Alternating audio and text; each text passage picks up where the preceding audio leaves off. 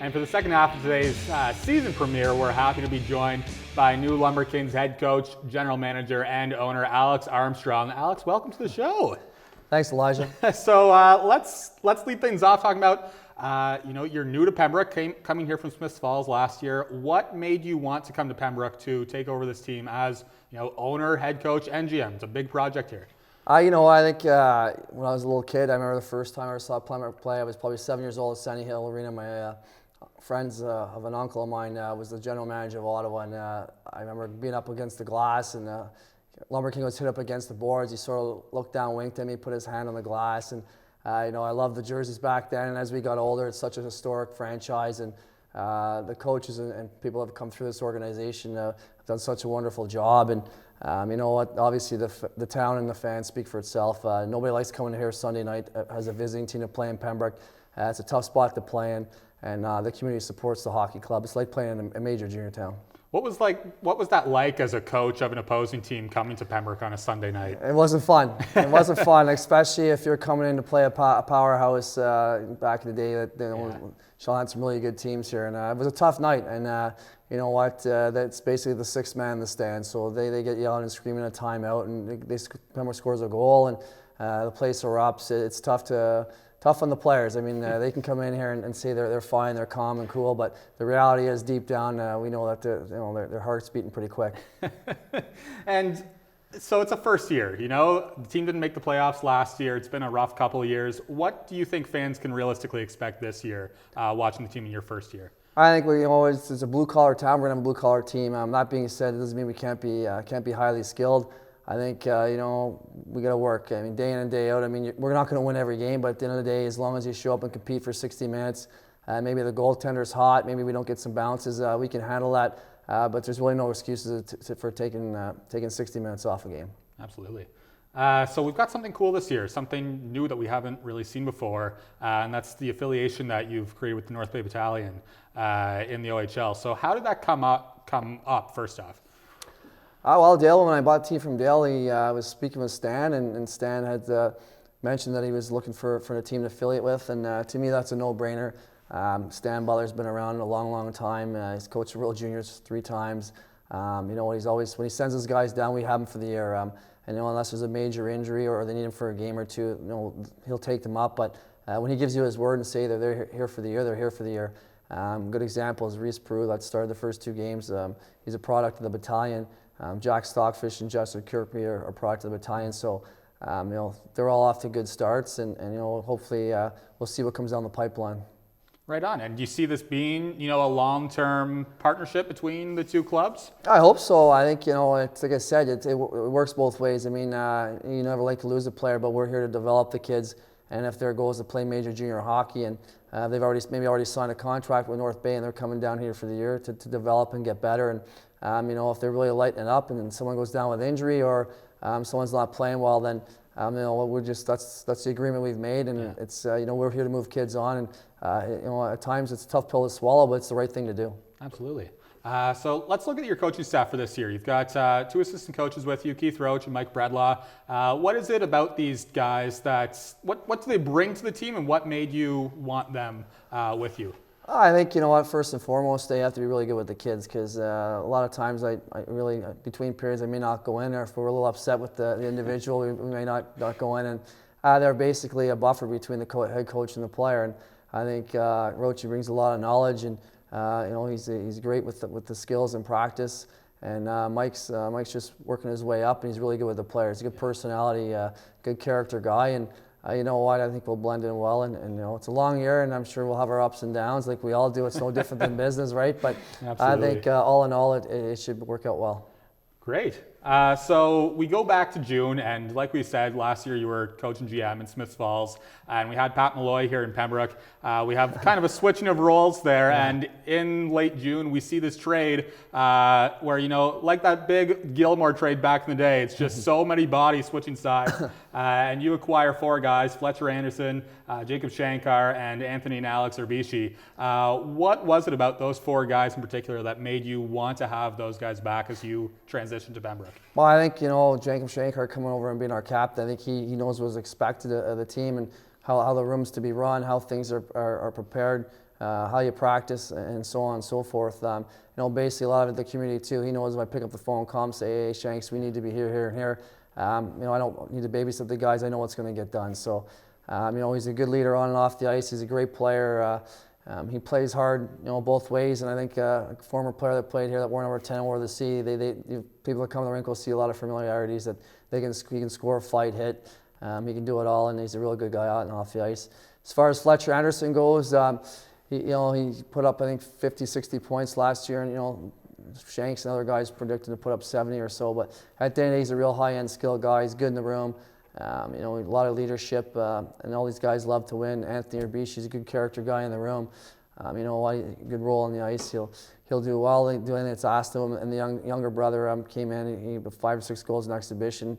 Obviously, the younger guys aren't expected to carry the load. Obviously, it's usually the older guys. But I think looking at down the road, I think it's a good fit. And how important is it for you to have some of these vets who are good locker room guys that you talk about to really set the tone for the team on and off the ice as far as what's expected of them and behavior and all of that, again, both on and off the ice? How important is that? You can ask people in any professional sport or any amateur sport, 40% of winning's done in the locker room. So if you get along with everybody, it's no different when you're with everybody every day. You're going to have the odd little battle or whatever. It could be you would with your brother. So that's going to happen. But at the end of the day, they have to respect each other. They play for each other. And on and off the ice, it's pretty simple. Curfew's 10 o'clock. It's 10 o'clock. If I find out you're not home, you go home. It's pretty simple. They all know that. And same as on the ice. It's you take a bad penalty, you're not playing. They know, they get it. They know it's black and white. There's no gray area. I'm good with them all. We try to treat them really well. I think at the end of the day, it goes both ways. You play hard and work hard. We're not going to win every night. But, if we can come in after 60 minutes and say, we were a bounce away from winning, and, we're not going to be happy with it, but at the end of the day, it's something you can live with and move forward with. As far as the off-the-ice goal, they have to be in the community. They can tell them it's a full-time job here in Pembroke. And you have to go to the schools with the little kids. You have to, the retirement homes. There's all kinds of things you have to do throughout the day. They're in the gym 9, 10, 11 o'clock, 3 different groups. The kids aren't going to school. You're not going to sit up and play video games till 3, 4 in the morning and wake up at 1 and come to practice, right? It's no different than going to a job. If you want to stay out late at night or stay up late at night, you still got to be at your job for 6, 7 in the morning. You have to. So it's no different. And, let's talk a little more about the community here because, you've seen it as a coach in the past and now you're here in it. We've seen attendance drop off considerably since, the golden era of Sheldon Keefe, so to speak. What do you think is necessary to bring the fans back here, and how do you have kind of a plan to do so, to bring the fans back in? I think when they had the barbecue for the flood victims, I think we gave around 200 tickets to the kids. I know we've given out a bunch of other tickets for the kids at the schools. The reality is everybody's finances are different, and you try to treat everybody the same way, and you want to get the kids back in the rink. And I was fortunate enough 2 weeks ago, Sheldon had reached out to me, and we talked for about an hour, and it was a really good conversation. And I think you just try to duplicate what he did when he first came in. He said, I didn't know I could coach. I just tried to get in the community, and the ball sort of snowballed from there. So, and I tell people, I'm not Sheldon Keefe. I don't think I'm coming in here and we start the year 2-0, and it's a 62-game schedule. And you know what? He did a really good job. I mean, he's going to coach the NHL, obviously, and you know what? We're not going to pretend we're the next Sheldon Keefe or we're the next dynasty, right? We'll take it one day at a time. But we're very fortunate for him to reach out and to offer a hand whenever we need it. So it was very kind of him, and he's got a lot of people here still near and dear to his heart. So it was very kind, and we'll take full advantage of it for sure. Well, I think that's the best mentality you can have. One day at a time here, especially in a first year.